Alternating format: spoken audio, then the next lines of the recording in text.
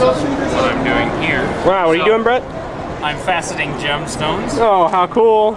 So, this stone here, what I'm doing here and carving this piece of rough will end up turning into this kind of thing. This is a faceted polished gemstone, and I start out with a piece of rough that looks like this. And then I go through and I facet or cut every little facet on these just like this, and then I go back through and polish them.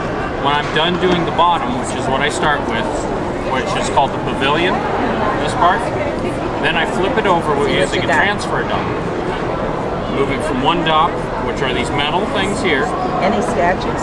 One to the other, actually the other. One to the other, and then I begin to start on the top part, cut all the facets and polish them. This large facet in the middle is called the table. So what I'm doing here is cutting the pavilion or the bottom, and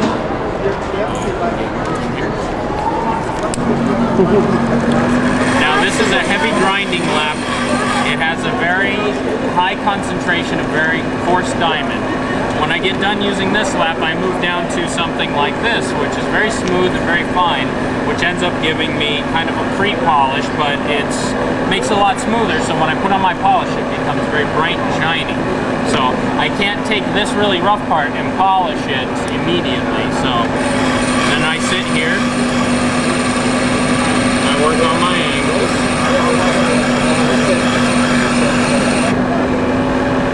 until I get them right about where I want them.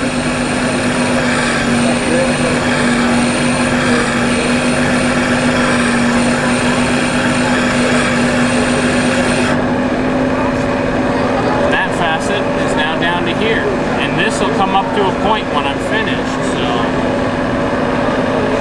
wow, that looks very relaxing. it is. It's absolutely. It's a good stress relief, although it can get very stressful when you're working on other people's material. So, I have any questions?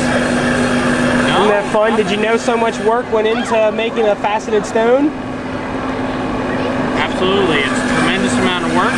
And then if you think about what your jeweler does to get your diamond ring or whatever it is, there's a lot of hours put into every piece of jewelry that you see. You look like you have a question. You must have something. I thought they were just like that already.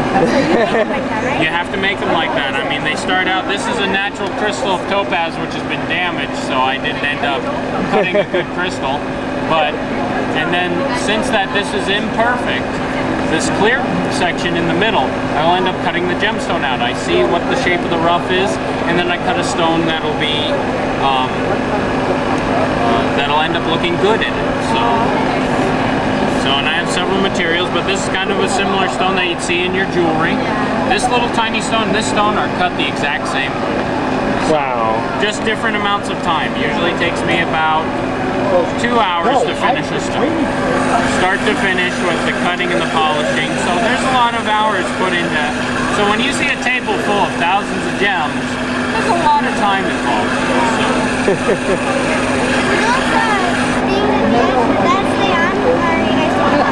Say that again.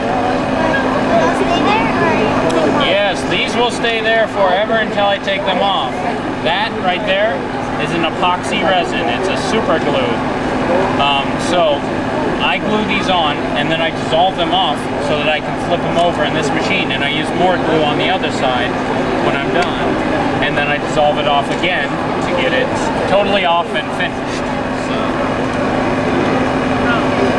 Wow, I have a whole new appreciation for cut gemstones now. Thank you very much. Thank you. You're very welcome. You guys have a good day. You too. Did you see this yet? Did you come in late? Yes. Alright, so what I'm doing is I'm cutting gemstones. And this big large piece of rough started out like this. When I'm finished, it's going to look something like that. And that's the process you use to cut and polish gems. It takes about 2 hours for me to finish a stone start to finish. Is now open to the public. Hey Brett, that's awesome. Thanks so much, and we'll see you. We'll hear you doing this about 500 more times today. Yes, absolutely. Thank you, Justin. See ya.